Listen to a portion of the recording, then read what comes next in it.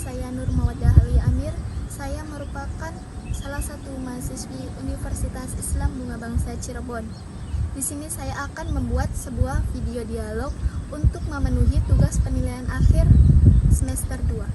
Mata kuliah Fikih Munakahat dan Jinayat Prodi PAI 2B yang diampu oleh Bapak Dr. Kiai Haji Abdul Hayy Imam MAG dengan tema perceraian.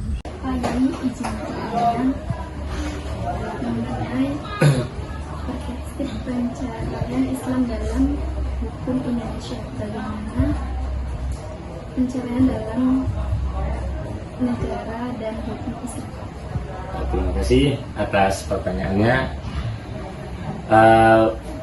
Pertanyaan bagaimana perspektif hukum Islam dan hukum negara terkait dengan perceraian yang terjadi di negara kita, Republik Indonesia ini. Kita harus memahami bahwa negara Indonesia ini adalah negara yang berpedoman pada Pancasila dan Undang-Undang Dasar. Maka ada aturan-aturan yang ditetapkan oleh negara, baik dalam perceraian ini adalah kompilasi hukum Islam ataupun UU perkawinan, UU perceraian, dan ada juga yaitu hukum-hukum yang sudah ditetapkan oleh agama Islam melalui fikih oleh para ulama. Maka perceraian harus kita pahami definisinya masing-masing. Perceraian secara hukum agama artinya adalah yaitu seorang suami mengatakan cerai, mengatakan tolak, mengatakan pegat pada istrinya, baik dengan ucapan yang sharih jelas-jelas maknanya cerai, maknanya memutus pernikahan, ataupun dengan kinayah yang masih mengandung beberapa makna namun ada niat, maka terjadilah cerai. Dan hukum cerai itu hukum asalnya adalah makruh karena masuk dalam hadis Nabi, abghadul halal ilallahi ta'ala at-talaq. Sesuatu yang halal yang dibenci oleh Allah adalah cerai.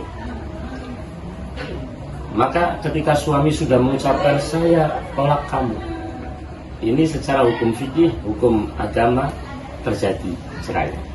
Kalau ucapannya satu kali berarti tolak satu kali, atau ucapannya saya cerai kamu, saya cerai kamu, saya cerai kamu 3 kali, maka terjadilah 3 kali.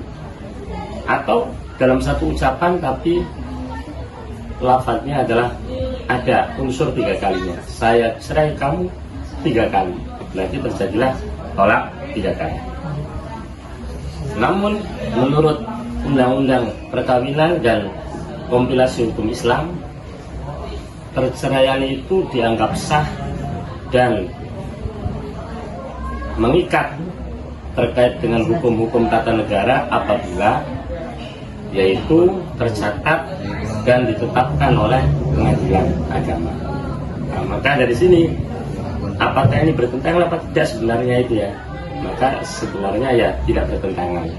Harusnya ini adalah setelah seorang suami mengucapkan cerai, terjadi talak 1 atau talak 2 atau talak 3.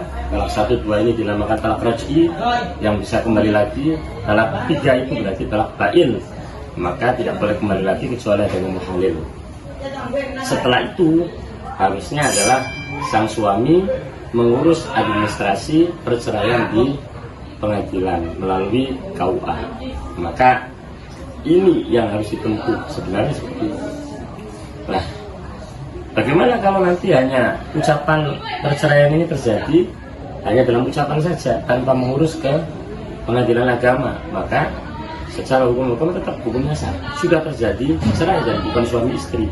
Namun secara hukum negara dia tetap masih dihukumi suami istri dan belum terjadi perceraian. Walaupun demikian, kita kembali pada agama, yaitu pendapat para ulama ya tidak boleh nanti berhubungan suami istri, tidak boleh berduaan, tidak boleh ngobrol dan lain-lainnya, gitu ya.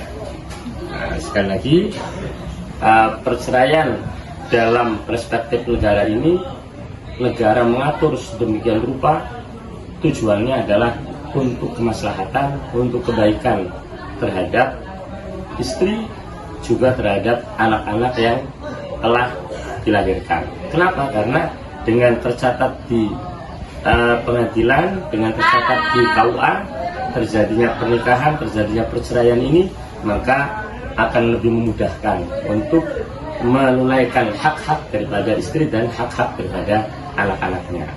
Sehingga yang namanya nikah siri itu secara hukum agama bagaimana? Ya sah-sah saja, tapi hukumnya haram. Kenapa? Karena adanya nikah siri itu melanggar daripada peraturan negara, yaitu harus tercatat di KUA, gitu ya. Nah, terus kemudian kita apakah wajib mengikuti peraturan negara terkait dengan perceraian harus melalui pengadilan? Wajib hukumnya, karena ketika pemerintah itu menetapkan suatu aturan dan dalam aturan ini mengandung kemaslahatan, mengandung kebaikan, maka wajib bagi rakyat, bagi masyarakat untuk mengikuti aturan tersebut. Allah Ta'ala berfirman, ya ayyuhalladzina amanu atti'ullaha wa atti'ur rasul wa ulil amri minkum. Maka dalam aturan-aturan yang mengandung kemaslahatan, mengandung kebaikan, ini hukumnya wajib diikuti.